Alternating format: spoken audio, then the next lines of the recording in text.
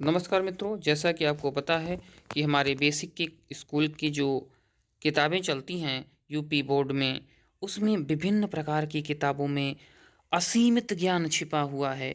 उस ज्ञान की ओर जब हम पढ़ेंगे तो हमें तमाम ऐसी बातें मिलेंगी जो हमारी एजुकेशन की नींव को मजबूत करने में सहायक होंगी।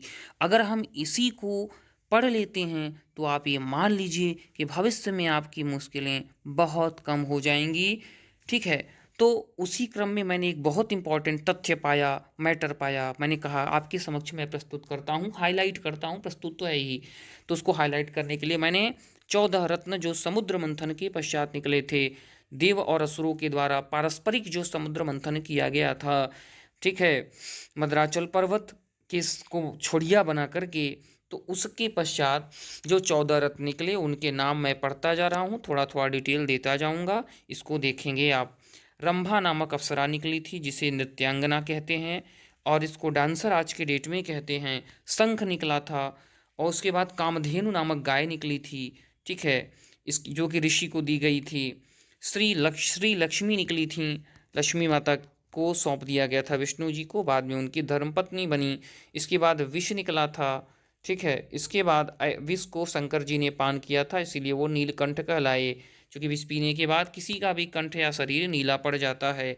ऐरावत नामक हाथी निकला था और यह ऐरावत हाथी की कुछ विशेषताएं थी, क्योंकि यह सामान्य हाथियों से इसके पैर और शर में अंतर था। कल्पवृक्ष नामक एक ऐसा पेड़ निकला था जिसके समक्ष, जिसके सामने यदि आप कोई भी मांग रखते हैं तो वो पूर्ण हो जाता है। कौस्तुभ नामक मणि निकली थी। वारुणी नामक मदिरा निकली थी।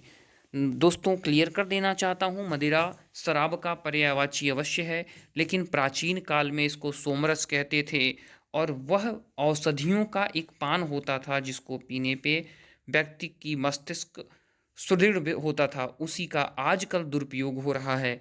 उसके बाद धनुष निकला था, उसमें से इसके पश्चात चंद्रमा निकला था, धनुष का अपना एक विशेष नाम था। अमृत निकला था जिसको लेकर काफ़ी विवाद हुआ था और अंत में देवताओं को अमृत मिला था, एकमात्र राक्षस राहु केतु को अमृत मिल पाया था।